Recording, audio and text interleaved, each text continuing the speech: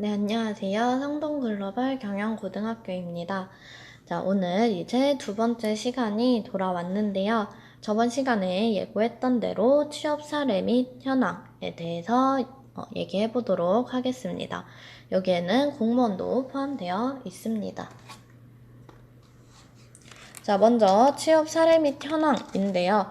우리 취업 사례 한번 살펴보면 처음에 이제 한성여 중에서 온 친구가 국민은행에 합격을 했습니다. 자, 근데 이 친구는 지금 보시면 알다시피 70% 이게 지금 입학 성적이에요. 그러고 졸업할 때 10%로 졸업을 했습니다. 중학교 때 이 친구가 우리 학교에 들어올 때 중학교 때는 내신이 처음에 봤을 땐 무려 90%였어요. 근데 90%였는데 중학교 3학년 때 이제 성동글로벌 경영고등학교에 가고 싶다. 그때 90% 친구들은 우리 학교에 들어오지 못했기 때문에 중학교 3학년 때 이제 공부를 열심히 해서 중학교 3학년 때 내신이 30%까지 지금 올랐었습니다. 그랬는데 이거를 평균을 내보니 지금 70%가 나와서 그게 지금 여기 이 입학 성적이 된 거죠. 근데 원래 70%도 입학할 수 없었어요. 그래서 어떻게 우리 학교에 들어왔냐 하면은 교장 선생님께서 특별 추천을 통해 이 친구가 우리 학교에 들어오게 되었습니다. 자, 그러면 이 친구는 입학 성적 했을 때 꼴찌로 들어왔어요. 근데 우리 학교에 들어오게 되면 제가 말씀드리고 싶은 거는 우리는 출발선이 같다 라는 말씀을 드리고 싶습니다. 자, 우리 출발선이 같다라는 뜻이 무슨 말인가 하면요. 이제 인문계 고등학교 같은 경우에는 우리 옆반 친구들 중 한 명쯤은 있을 거예요. 선행학습 굉장히 많이 되어 있고요. 항상 전교 1등 하고 막 고등학교 수능 내용 막 풀고 있는 친구들 한 명쯤 얘기를 들어봤거나 본 적이 있겠죠. 그런 친구들은 고등학교를 가면 더 날아갈 거예요. 근데 학원에서 과외해서 이제 다 선행학습하고 마치고 온 친구들이 많을 텐데요. 자, 근데 우리 학교에 입학을 하게 되면 우리 학교에서는 이제 전문교과라는 것을 배우게 됩니다. 그래서 회계라는 과목을 배우던가요. 혹은 이제 패션 같은 경우에는 그 패션과 관련된 것들, 디자인 같은 경우에 일러스트 이런 것들을 배우게 됩니다. 이런 거는 우리 어디 학원에 가서 미리 배우고 들어올 수 없는 그런 과목들이에요. 자, 그렇기 때문에 우리는 출발선이 같다라고 얘기를 하는 겁니다. 저도 역시나 특성화 고등학교를 졸업을 했습니다. 졸업을 했는데 저는 중학교 때 성적이 30%였습니다. 근데 이 30%도 거의 꼴찌로 들어간 그런 학교였는데요. 제가 이제 고등학교 들어가서 공부를 해야겠다라고 하면서 거의 전교 3등까지 해봤어요. 그만큼 이제 뭔가 선행학습이 다 되어 있지 않고요. 모든 사람이 선행학습 안 되어 있고요. 우리 노력한 만큼 나온다. 지금 괜히 전교 1, 2등 하는 친구들이랑 경쟁해서 그 친구들보다 위에 올라가려고 하는 것보다는 우리 조금 이 학교에 진학을 해서 같은 출발선에서 같이 달리기 시합을 하는 것이 저한테는 더 유리했다고 생각하고 있어요. 자, 다음 사례는 무엇이냐면 우리 공무원에 합격한 경우입니다. 자, 요즘 공무원 되기 정말 굉장히 힘들어요. 저희 학교는 공립학교이기 때문에 이제 행정실 선생님들이 모두 다 공무원이세요. 근데 이게 보다 보면 이제 행정실 선생님들의 학력이 굉장히 올라가고 있어요. 그래서 심지어 저는 서울대 석사까지 하신 분이 구급 공무원 시험을 본 경우를 본 적도 있습니다. 근데 우리 공무원이 특성화고에서 왜 유리하냐? 우리는 이 공무원 시험에서요, 특성화고 학생들끼리만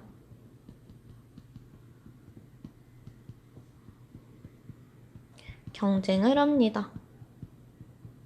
자, 우리 일반 공무원 시험 보려면 서울대생, 연대생, 고대생, 그리고 그 외에 막 공부 엄청 잘하는 친구들 모두 모이는데도 떨어져요. 그래서 공무원 시험 보려면 노량진에서 몇 년 동안 있는다 이런 얘기 많이 하잖아요.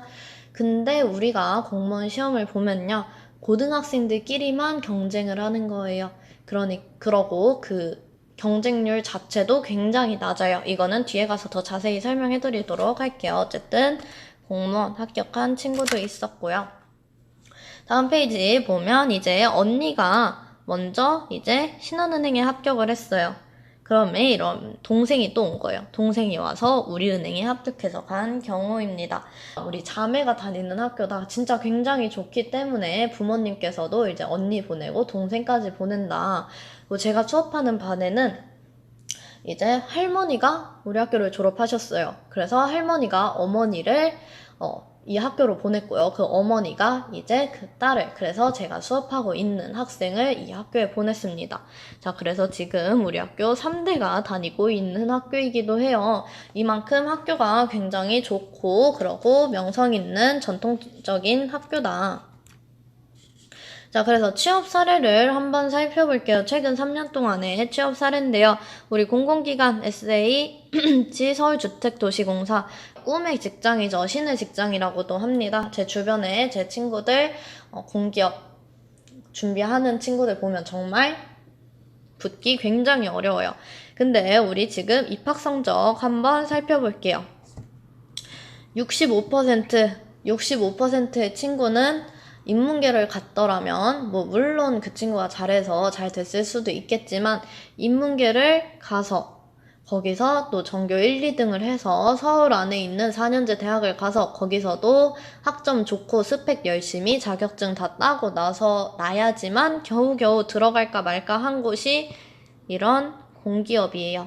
근데 지금 65%의 친구가 심지어 대학 졸업하고 나면 여성 같은 경우에 평균적으로 25살 정도 되죠. 25, 26쯤에 졸업하는데 이 친구 지금 19살 때부터 일 시작했어요. 19, 20살 때부터.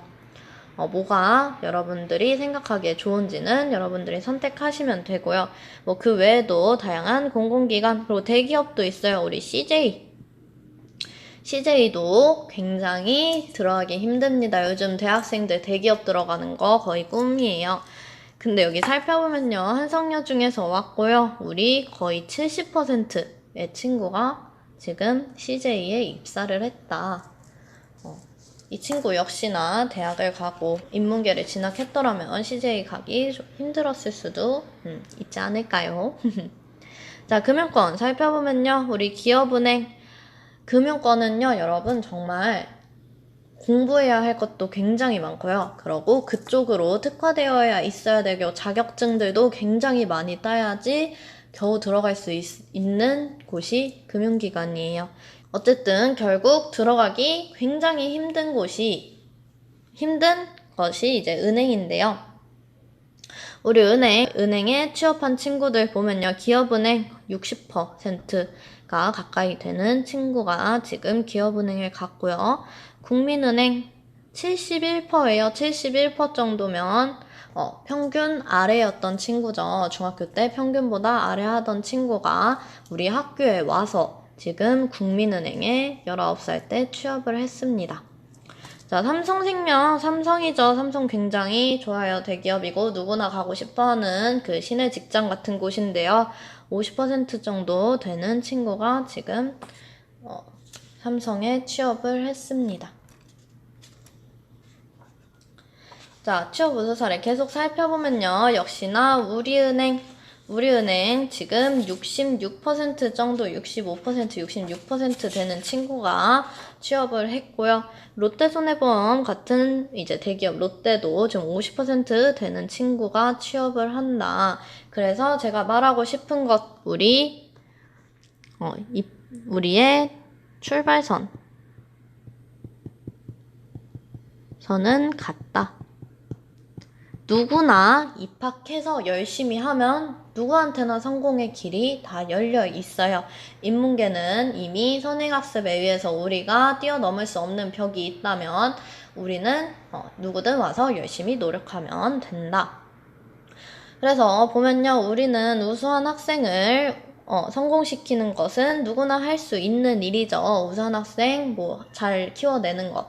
하지만 우리는 평범한 학생들 30%에서 100%까지 30, 40, 50, 60, 70, 80, 90, 100 해서 그런 평범한 학생들까지 우리는 우수한 기업에 취업시키고요. 또 뒤에 나중에 진학 얘기도 할 거고요. 취업, 진학, 그리고 자기가 원하는 길을 선택할 수 있도록 우리는 도와주고 있습니다. 그리고 금융권 계속해서 살펴보면요. 이제 새마을금고 같은 경우 거의 87%의 친구가 갔고요. 아산제약 같은 중견기업 73%, 72%의 친구가 취업을 했습니다. 자, 이제는 공무원 차례인데요. 공무원 굉장히 핫하고 인기 많은 직종이죠. 그래서 공무원에 대해서 아까 잠시 얘기했는데요. 더 자세히 얘기해 보도록 하겠습니다. 자, 국가직 공무원 9급이에요. 이거 고졸 채용을 하는 건데요. 자, 고졸 취업을 활성화하기 위해서 생겨났고요. 점점 지금 인원수 눈에 띄게 늘고 있는 거 보이시죠? 그래서 우리 2022년 정도에 되면요. 전체의 20%를 지금 고졸로 채용하겠다. 굉장한 수치거든요. 그래서 420명 정도를 뽑겠다. 라고 발표를 했고요. 이제 공공기관 역시 고졸 채용을 확대하겠다. 그래서 이제 이런 2022년쯤에는 12%나 그래서 무려 4,000명 정도를 고등학교, 특성화고등학교에서 뽑아가겠다라고 얘기를 하고 있습니다. 우리는 틈새 시장을 노리자라는 얘기예요. 자, 그래서 대졸자도 어려운 공무원 되기 아까 말씀드렸었죠. 자, 대졸자도 어려워요. 지금 공무원 공부 열심히 하고 서울대 석사까지 나와서 공무원 하는 그런 시점입니다. 그 와중에 우리는 고졸 2022년 살펴보면요. 아까 말했듯이 국가직 9급 공무원 20%나 뽑고요. 기술직 같은 경우에는 30%, 공공기관 같은 경우에는 이제 우리 4,000명 정도로 예상된다. 그래서 12% 정도로 예상하고 있다. 자, 거기다 지금 국가직뿐만 아니라 지방직, 9급 행정직을 별도로 채용을 하겠다라고 지금 뉴스가 나왔어요. 자, 지방직이란 무엇이냐면 이제 서울시면 서울시, 경기면 경기 이 안에서만 돌아다니는 그런 공무원이에요. 원래 국가직 같은 경우엔 전국을 돌아다니지만요. 그래서 그런 지방 9급 행정직을 별도로 채용한다. 그러니까 이거 고등학생 고졸만 경쟁해서 뽑는다. 라는 뉴스 기사가 났습니다. 그래서 내년부터는 우리 지방직까지 추가돼서 채용을 하고 있고요. 공무원 시험이 무조건 특성화고등학교를 졸업한다고 해서 되는 것은 아니에요. 나 방금 특성화고 고졸끼리만 경쟁한다 이렇게 얘기했는데 이게 무슨 소리냐면 무조건 특성화고등학교를 졸업해서 되는 것이 아니라 요즘 우리 특성화고등학교에서 인기 많은 애견, 미용 이런 부분 있죠. 예를 들어서 미용이라고 조리도 있을 거예요. 미용이나 조리, 애견 같은 거에서 우리나라가 과연 공무원 중에 이런 애견이나 미용이나 조리 같은 분야가 있을까요? 없어요. 우리 공무원 같은 경우에는 주로 상업계열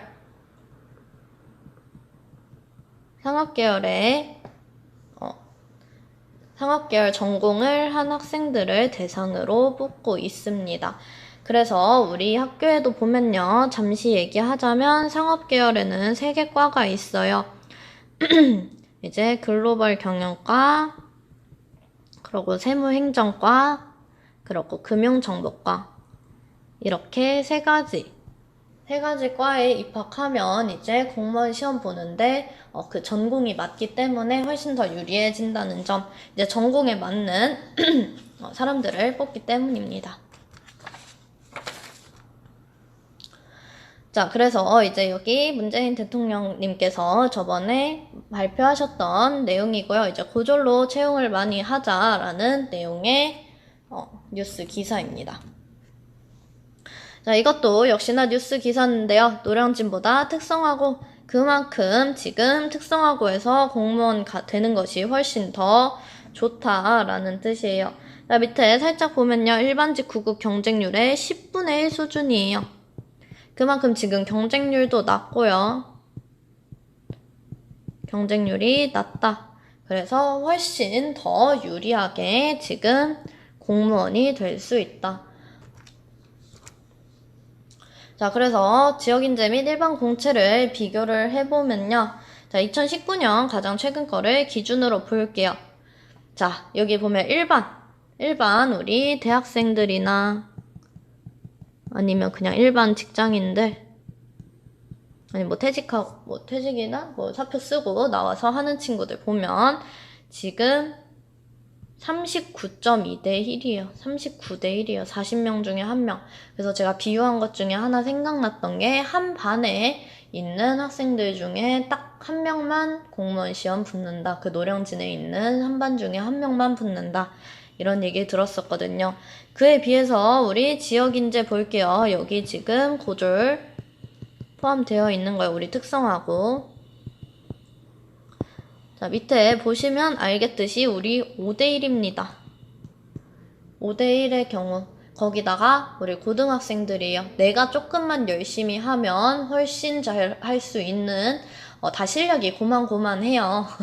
그래서 내가 조금만 더 열심히 하면 5대1의 경쟁률 충분히 뚫을 수 있습니다. 무려 이제 40대1에서 5대1까지 주는 그런 그렇게 우리는 좀 더 유리하게 공무원이 될 수 있다. 자, 여기까지 해서 오늘 취업 현황과 이제 공무원 얘기까지 끝내보았는데요. 다음 시간에는 우리 이제 진학에 대해서 얘기를 해보려고 합니다. 그러고 이제 좀 간단히 아까도 말씀드렸듯이 간단히 말씀드리자면 저는 역시나 특성화 고등학교를 졸업했고요. 특성화 고등학교에서 특성화 고등학교 혜택을 통해서 저는 진학을 했고 임용고시를 붙어서 지금 여기서 제가 이렇게 강의를 하고 있기 때문에 저는 조금 더 자세하게 제 경험을 통해 얘기를 드릴 수 있을 것 같네요.